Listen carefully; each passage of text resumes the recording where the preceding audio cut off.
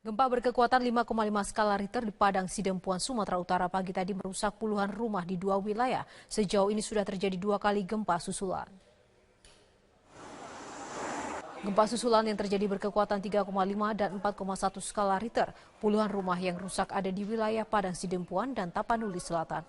Kerusakan masif terlihat di Kelurahan Palopat Maria, lingkungan 3 yang ada di Kecamatan Hutam Nimbaru, Padang Sidempuan. Dan selain itu juga ada di Desa Sitaratoid, Kecamatan Angkola Barat, Tapanuli Selatan. Di desa ini 10 rumah rusak parah. Hingga Jumat malam, Badan Penanggulangan Bencana Daerah Padang Sidempuan dan Tapanuli Selatan belum mengeluarkan data resmi berapa jumlah rumah yang rusak karena gempa.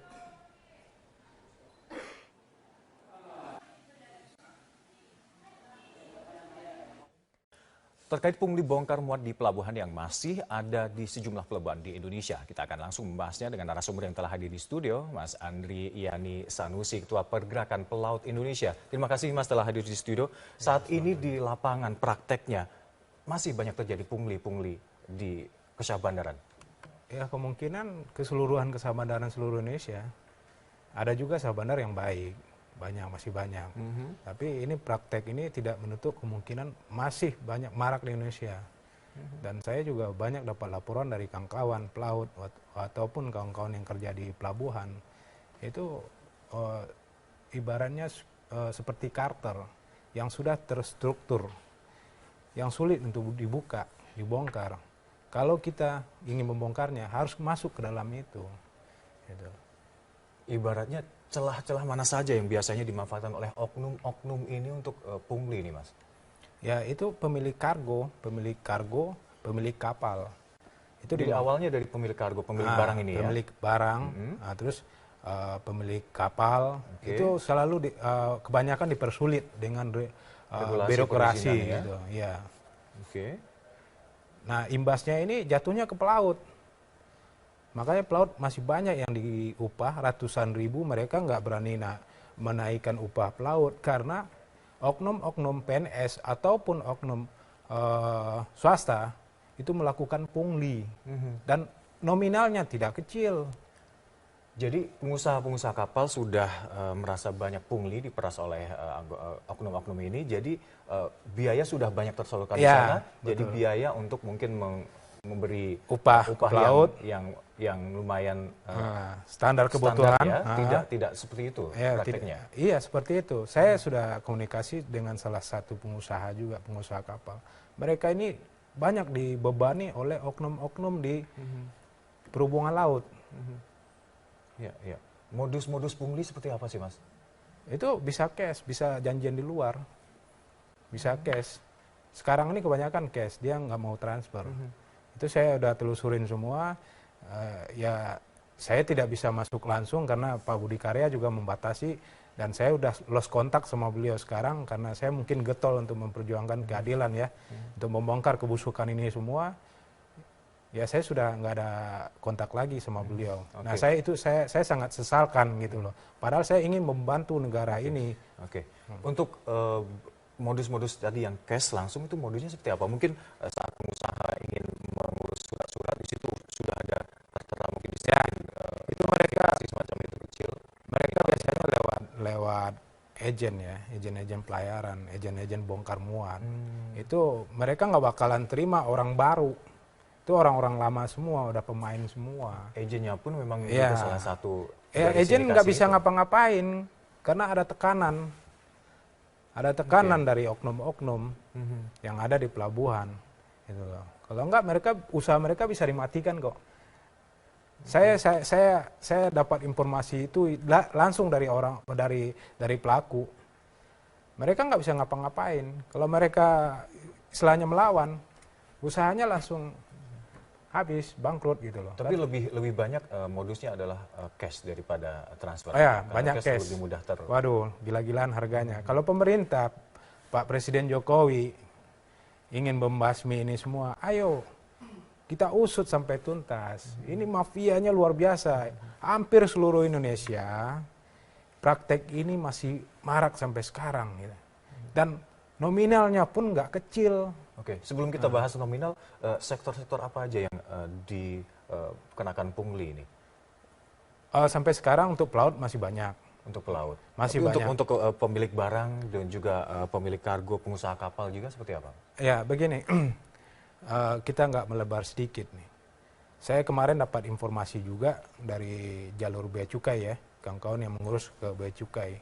Mereka salah dokumen aja sedikit, salah kata aja, hurufnya aja yang tinggal itu sekian harganya untuk merubah itu gitu loh.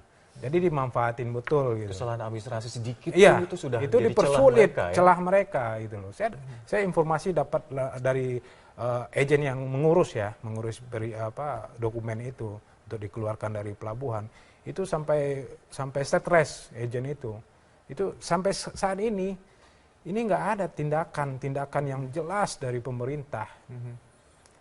Modus-modus pungli ini akan semakin berkembang ke depannya atau seperti ya, apa? Kalau Karena kita mengingat kemana sudah tertangkap beberapa kali OTT, ya. Mungkin ada efek jera dan mungkin malah justru mereka lebih canggih untuk melakukan modus-modus lainnya, Mas. Ya, sebenarnya begini, Mas. OTT kemarin kalau mau dibongkar ya bongkar sekalian, jangan setengah-setengah, jangan cuma kroco aja yang ditangkap, diproses, diangkat juga dong siapa pejabat yang terlibat di situ, gitu loh. Jadi upaya tim saber pungli saat ini masih setengah-setengah. Kalau saya bilang bukan setengah lagi, mungkin 1/8 kali. Nggak terlalu berpengaruh. Saya lihat waktu OTT kemarin sampai saat ini masih banyak praktek pungli dan praktek ilegal lainnya di Kemenhub, khususnya perhubungan laut. Sampai saat ini saya masih menemukan praktek-praktek haram itu, termasuk ijazah palsu dan sertifikat palsu untuk pelaut itu lebih dari 600.000 jumlahnya. Nah, satu sertifikat itu minimal 2 juta dan ijazah puluhan juta, bahkan ada ratusan juta. Kalau saya rata-ratain satu sertifikat dan ijazah, saya rata-ratain semua, itu saya taruh di angka 10 juta per lembar dirata-ratakan. Dikali 600.000, angkanya 6 triliun. Jadi dalam 3 tahun. Oke. Temuan beberapa OTT yang kemarin di Kalimantan juga yang bisa angkanya lumayan mencengangkan 2, sekian triliun itu masih belum ada seberapa. Ya, kalau saya lihat itu yang ditangkap itu hanya kelas kroco. Okay. Nah, saya menduga di balik ini masih banyak pejabat-pejabat setempat, bahkan mungkin ada yang dari pusat. Gitu. Karena ini menyangkut LSM. LSM ini menginduk kemana? Bahwa pemasukan pungli ini paling besar dari sektor perizinan laut ini. Iya, kalau saya lihat kenapa selama ini dibiarkan marak terjadi, karena pemerintah dari dulu, dari zamannya Pak Harto ya sampai sekarang ini itu tidak memperhatikan maritime ya. Tidak terlalu zaman Pak Jokowi ini barulah diangkat Indonesia Poros Maritim Dunia. Tapi tidak bisa langsung full speed ya. Tidak bisa langsung full speed karena kita tersandung dengan sumber daya manusia yang belum mau dibenahi. Oke.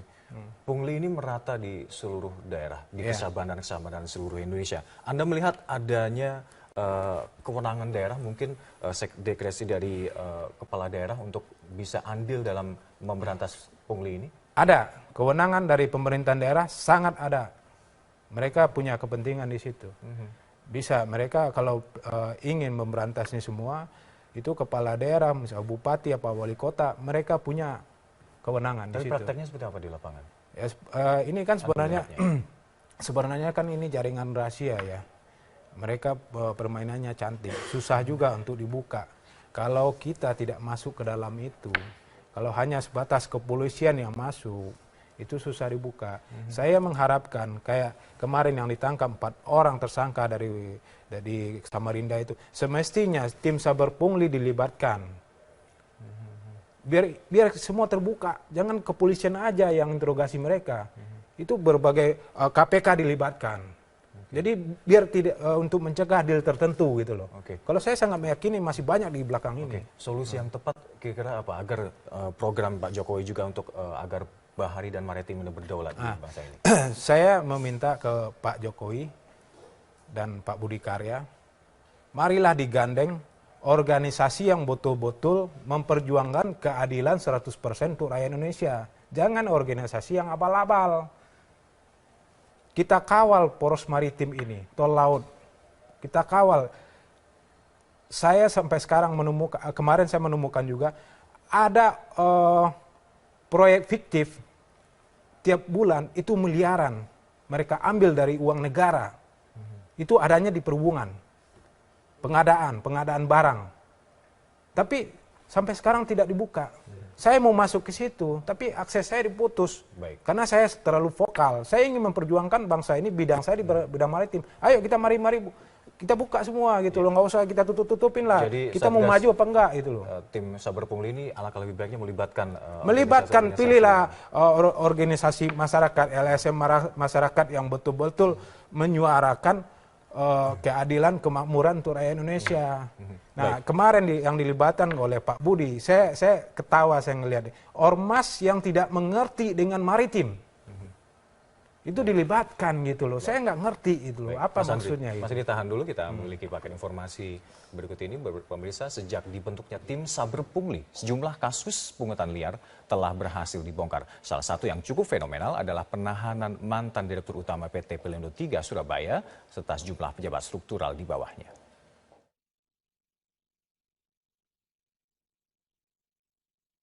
Satu demi satu praktek pungutan liar di pelabuhan di berbagai daerah di Indonesia berhasil dibongkar tim Saber Pungli Mabes Polri. Salah satunya praktek pungutan liar di Pelabuhan Tanjung Perak, Surabaya, Jawa Timur. Praktek pungli di Pelabuhan Tanjung Perak terjadi dalam proses pemeriksaan dokumen dan pengeluaran barang di pelabuhan dari kontainer. Pungutan liar dilakukan dengan melibatkan perusahaan PT Angkara Multikarya yang diduga merupakan fiktif untuk memungut dana dari pengusaha yang melakukan bongkar muat kontainer. Setiap kontainer yang melakukan bongkar muat peti kemas harus membayar Rp500.000 hingga Rp2 juta. Setiap bulannya PT Angkara bisa mengumpulkan uang sebesar 4 miliar hingga 5 miliar rupiah yang kemudian dibagikan ke sejumlah pihak.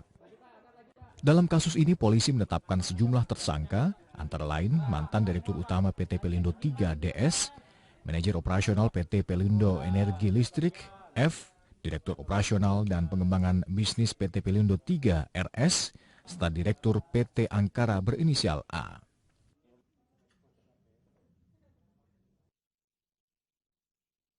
Selain di Surabaya, Jawa Timur, tim Saber Pungli Mabes Polri juga membongkar praktek pungutan liar di Pelabuhan Balawan, Medan, Sumatera Utara. Dua pengurus Koperasi Tenaga Kerja Bongkar Muat TKBM Upaya Karya di Pelabuhan Belawan, FHS dan AN ditangkap dalam operasi tangkap tangan. Petugas juga menyita barang bukti uang sebesar Rp330 juta. Kedua pelaku diketahui meminta sejumlah uang kepada pemilik kapal yang hendak berlabuh di pelabuhan meskipun tidak ada layanan apapun yang diberikan. Tim Saber Pungli juga membongkar praktik pungutan liar yang melibatkan oknum petugas bea cukai di Pelabuhan Tanjung Emas, Semarang, Jawa Tengah. 4 orang ditetapkan sebagai tersangka dalam kasus ini, yakni FHA, analis bea cukai seksi P2 KPPBC Tanjung Emas, pejabat fungsional, pemeriksa dokumen bea cukai Pelabuhan Tanjung Emas JH, serta pelaku pemerasan I dan E. Para pelaku melakukan pungli terhadap importir atau PPJK yang tengah melakukan kegiatan importasi di Pelabuhan Tanjung Emas, Semarang. Para importir diminta membayar Rp500.000 hingga Rp5 juta sesuai dengan ukuran kontainer dan jenis barang yang diimpor. Dalam kasus ini, petugas menyita sejumlah barang bukti termasuk uang tunai Rp2,7 miliar, sebuah mobil, dan 5 buku tabungan berisi miliaran rupiah. Tim Liputan Metro TV. Baik, masih membahas bagaimana maraknya pungli di sektor kelautan kita. Masih bersama Mas Andi Yani Sanusi. Mas, terkait dengan masih banyaknya praktek pungli itu, ternyata OTT kemarin cukup tidak menimbulkan efek jerah, Mas? Kurang, sangat kurang. Karena masih banyak saya dapat laporan, kawan-kawan yang bikin buku pelaut masih banyak yang dipalak. Nah, tapi ya permainan calo semua. Calo kalau nggak didukung oleh oknum di dalam kesabandaran. Dan itu laporan-laporan ini ada buktinya? Ada semua. Nah, terus mengenai ijazah palsu, baru kemarin saya dikasih fotonya itu calo pembuat ijazah palsu. Nah, ijazah palsu ini terkoneksi ke Dirjen Perhubungan Laut. Karena database-nya kalau seorang pelaut sudah masuk nomornya itu online di database. Nah, yang meng-online-kan di database itu adalah Kemenhub. Tidak mungkin orang luar. Nah, jumlahnya melebihi 600.000 banyaknya. Baik, terima kasih Mas Andriani Sanusi, Ketua Pergerakan Pelaut Indonesia telah hadir bersama kami di Metro Pagi Prime Time.